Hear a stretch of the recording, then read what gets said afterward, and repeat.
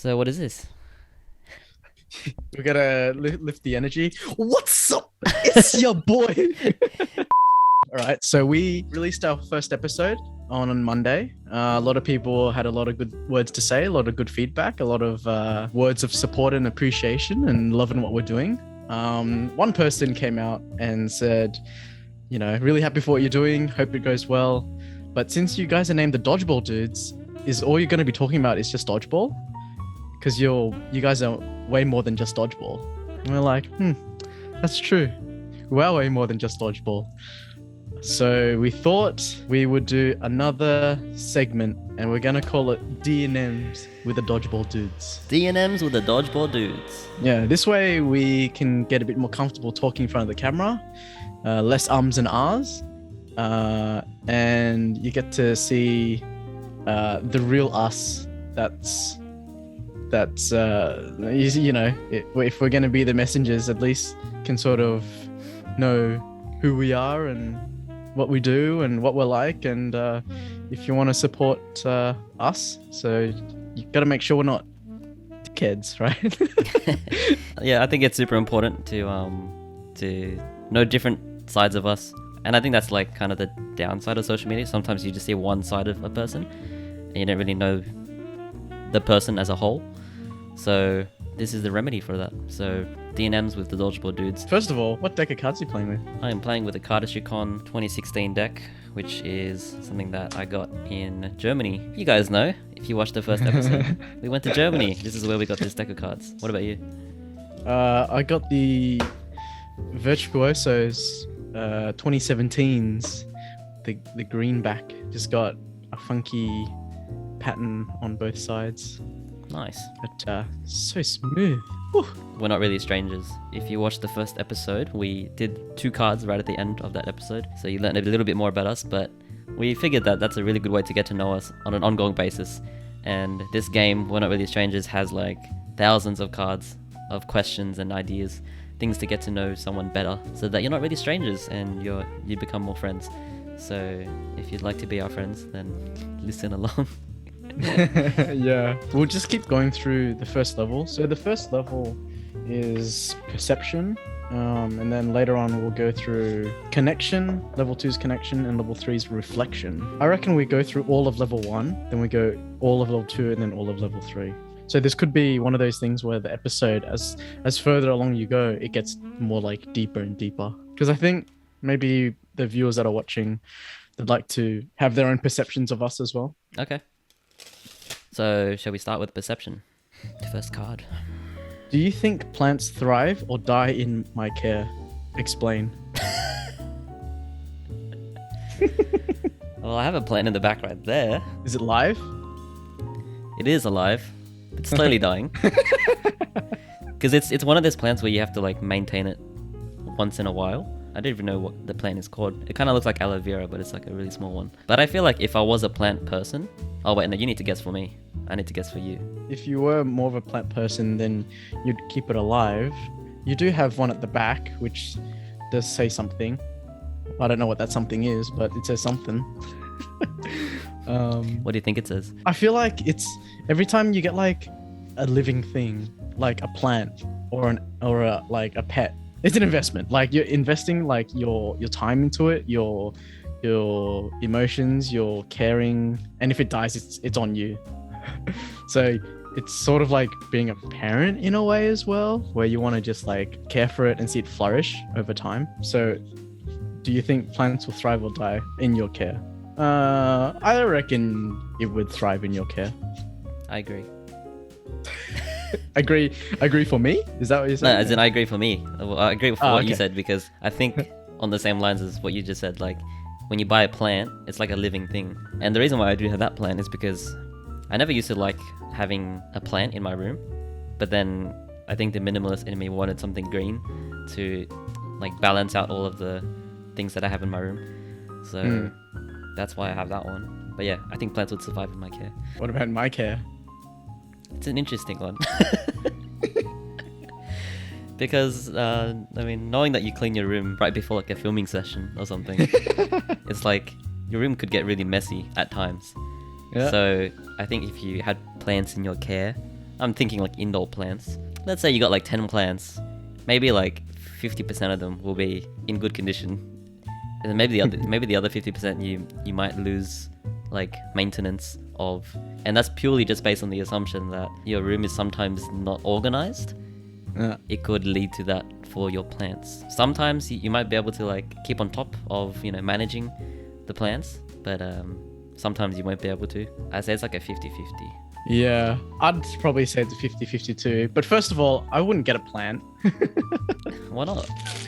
I don't know. It just seems I don't have time for plants. It's cool to look at, but it's just another thing I have to stress over, having to like maintain it, and look after it. Seems I'm in the process of looking after myself. I'm still trying to get that down. So one, I wouldn't get a plant. If I was to get a plant, I would look after it. I wouldn't want it to die. I'd feel very sad if my plant was to die under my care. And let's say, for example, like if I was to travel overseas, I'm like, oh, now I have to have this burden on someone else to be like, oh, can you like water my plants for me? It's like a baby.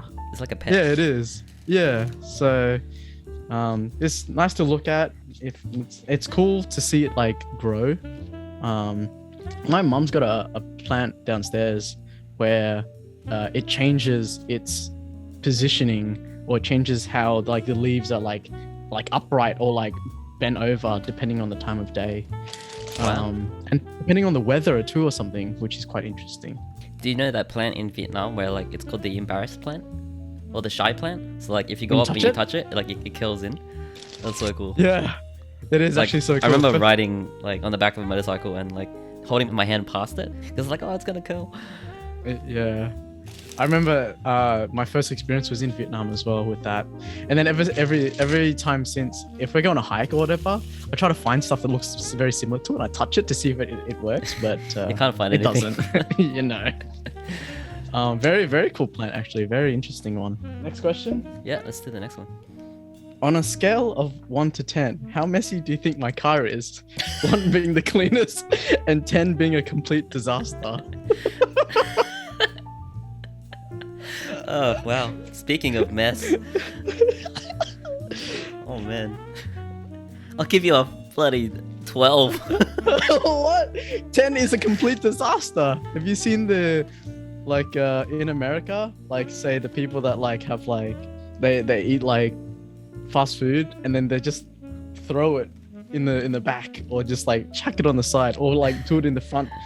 It's not a 12, bro. I'm saying 12 because of the state that I've seen it in, because every time like when I used to work with you, like you used to have all the boxes in the back, and yeah, like I've slept in your car once with like storage in the back. It's just a lot of stock for your store. This is a lot of stock. That's why it's been messy.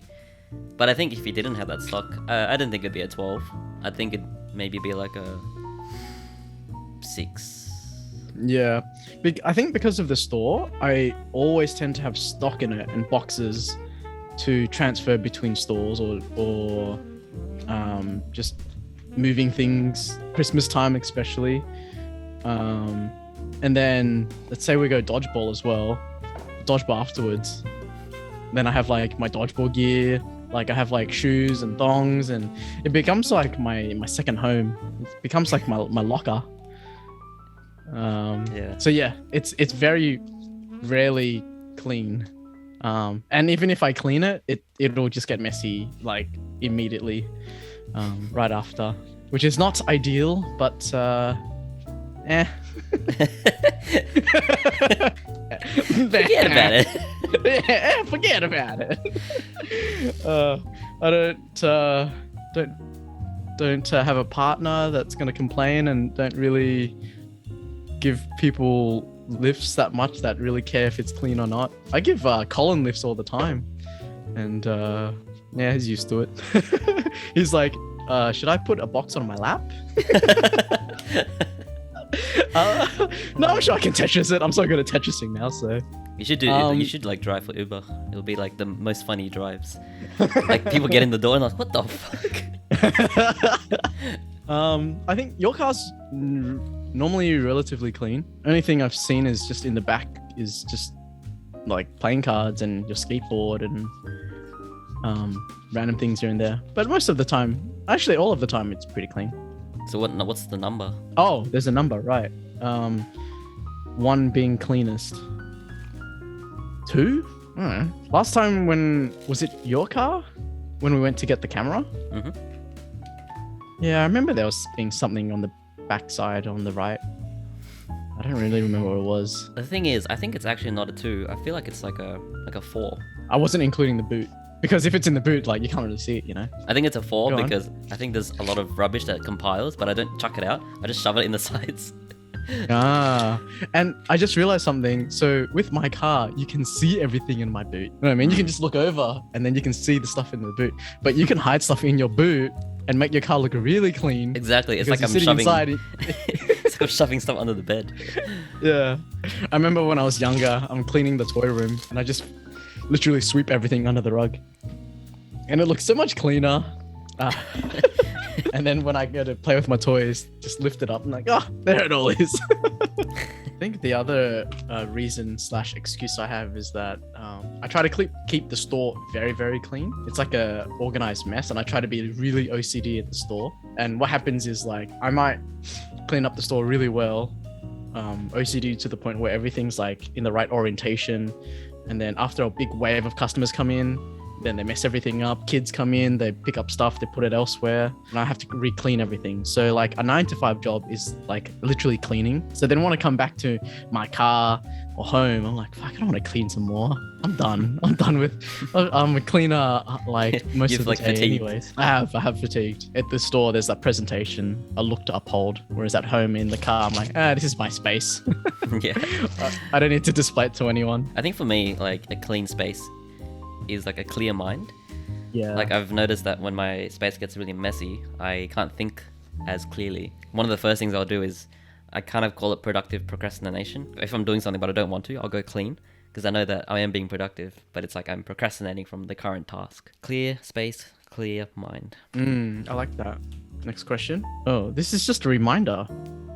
Let go of your attachment to the outcome. What does that mean to you? Is there anything you're attached to right now? I guess this is more like, don't look at don't have like a huge goal to strive for. Just do like small steps at a time, right? So maybe I could relate this to my weight loss journey. Instead of just focusing or being very attached to, like, say, having 6-pack abs and like looking shredded. What I was telling you before is that I have been losing weight slowly and gradually, and I'm taking it like 1 kilo at a time. So if I keep looking at it like 1 kilo at a time, eventually over the space of, like, 6 months, it could be like 6 kilos, and I wouldn't even realize it because I've been focusing on only losing 1 kilo every single time, seeing it go down from like 78 to 77 to 76. Yeah, nice. So yeah, I feel like it's a bit like that. It's like you're not attached to the end goal of how you look. You're just focused on the process of, like, doing, and like the outcome will come as a result of just focusing on what you're doing. Yeah.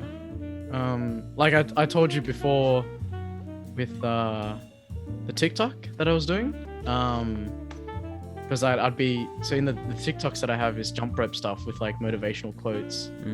And one of the quotes that I have on it, which I remind myself, is don't stop when you're tired, stop when you're done, which is quite powerful because I'll be like jump roping, I'll be running, and I'm like, damn, I'm pretty tired. But I look at the time, I'm like, it's only been X minutes, I can do a bit longer. I can do one more song, and that when that song finishes, another song comes on, like, this is a great song. I can do some more. So just keep pushing yourself and not robbing yourself on gains, I suppose. Nice. I think something for me, I think recently, like, I've been quite strict with like my routines. Like, for example, wake up at 5:30, exercise, work, and then edit videos, and then sleep by 9:30. That's like a set routine that I've created. But then not being attached to the outcome is like, if that doesn't happen, then like being okay with that and not beating myself up because of it. That's okay, stuff happens. You just have to go with the flow, and if I beat myself up, then it's not very productive anyway. It's just like asking myself, like, what can I learn from what happened today, and then just implementing that lesson for the future, and Yeah. and try not to repeat it again. But even if you do repeat it again, then it is what it is. You just gotta go with Yeah. the flow and accept it. You got to be like, it's okay, and you don't want to like affect your emotions in a negative way, because you don't want to hold on to those types of problems. And life's too short, and life's too stressful to think about, in my opinion, very minor things that if you were to be an overthinker, to beat yourself up on it to the point where you give up, or to the point where it actually stresses you for the rest of the day because of lost opportunity, or like wasted time and stuff like that. It's like, all right, well, that's the three questions that we got. We'll definitely do more of it because it's pretty chill and laid back. Not having to talk dodgeball for a change is quite nice, actually. It's pretty chill. And on top of this, we get to play with cards. And if you don't care about what we're talking about, you can just watch our hands. Yeah, because sometimes we might do something magical. Like I did a few cool like little tricks, so you can just look at that. Yeah, and you know what? Sometimes we might do these things and we don't even realize that we're doing it. It's it just becomes built in our muscle memory. Yeah, because I remember doing some things, and then some people are like, "How'd you do that?" And I'll be like, "How'd I do what? I don't even remember what I just did." But yeah, okay. So I guess I hope you enjoyed this. Make sure to leave a comment, hit the subscribe button, notification bell, and anything else. Yeah, if you actually have any questions that you want us to answer, then leave them in the comments, and we'll get to them maybe in the next DNM with the Dodgeball Dudes episode. I'm Phil. Yeah, okay, I'm Phil. And I'm Peter. And we are the Dodgeball Dudes. Stay awesome, and we'll see you in the next episode.